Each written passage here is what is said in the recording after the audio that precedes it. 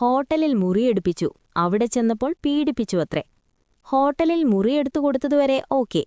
അയാൾ അവിടേക്ക് വിളിച്ചപ്പോൾ ചെന്നത് ഹോട്ടൽ മുറിയിലെ സ്വകാര്യതയിലിരുന്ന് ഇസ്രായേലിന്റെ പാലസ്തീൻ അധിനിവേശത്തെക്കുറിച്ച് ചർച്ച ചെയ്യാൻ വേണ്ടിയൊന്നുമല്ലല്ലോ.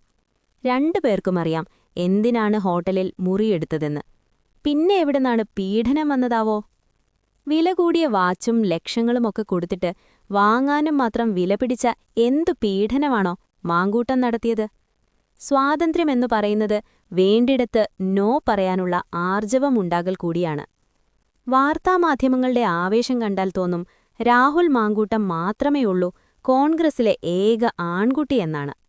ശബരിമലയിലെ ശാസ്താവിനെ വരെ അടപടലം പൊക്കിക്കൊണ്ടുപോകുന്നതൊന്നുമല്ല മാധ്യമങ്ങളുടെ വിഷയം.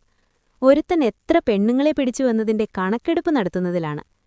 ഒരു രാഹുൽ മാങ്കൂട്ടം ചെറ്റ പൊക്കാൻ പോയതാണ് കേരളത്തിലെ ഏറ്റവും വലിയ വിവാദമെന്നു കരുതുന്ന പൈങ്കിളി ലെവൽ മാധ്യമ പ്രവർത്തകരോട് ഒരപേക്ഷയുണ്ട്. ഇടയ്ക്കെങ്കിലും ഇവിടുത്തെ സാധാരണ പൗരന്റെ പ്രശ്നങ്ങളിലേക്കും ഒന്ന് ക്യാമറ തിരിച്ചുവെക്കണേ.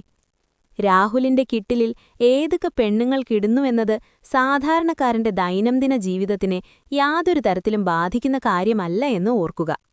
ഇനി അതിജീവിതയോടും ആ ലൈനിൽ വരാൻ നിൽക്കുന്നവരോടും, ടോക്സിക്കായ ഒരു വിവാഹബന്ധത്തിൽ നിന്നും രക്ഷപ്പെടാനാണ് മറ്റൊരു ബന്ധത്തിൽ ചെന്ന് ചാടിയതെങ്കിൽ അവൻ ഭർത്താവിനേക്കാൾ ടോക്സിക്കാണെന്ന് മനസ്സിലാക്കി പിൻവാങ്ങാൻ ഓക്സ്ഫോർഡ് പഠനമൊന്നും ആവശ്യമില്ല.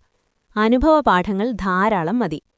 രാഹുൽ മാങ്കൂട്ടത്തിന്റെ അവിഹിത അനാശാസ്യ പ്രവർത്തനങ്ങൾക്ക് അമിത പ്രാധാന്യം വാർത്തകളിൽ ലഭിക്കുമ്പോൾ എന്റെ മുൻ പോസ്റ്റിലൊരു കമന്റ് വന്നത് ഈ അവസരത്തിൽ ഓർക്കുന്നു. വെറുത്ത് വെറുത്ത് വെറുപ്പിന്റെ അവസാനം കുട്ടിശങ്കരനെ ഞാൻ സ്നേഹിച്ചു തുടങ്ങി എന്നാവുമോ കാര്യങ്ങൾ? മാധ്യമങ്ങൾ ഒരു പൊടിക്ക് അടങ്ങുന്നത് നല്ലതാണ്. കുറിപ്പ് അവസാനിപ്പിക്കും മുൻപ് എന്റെ നിലപാടൊന്നുകൂടി ആവർത്തിക്കുന്നു. സ്വാതന്ത്ര്യമെന്നത് ആവശ്യമുള്ളിടത്ത് നോ പറയാനുള്ള ആർജവം കൂടിയാണ്. പുലയാട്ടുകൾ തുടരട്ടെ. ജാനകി പുൽപ്പറമ്പിൽ.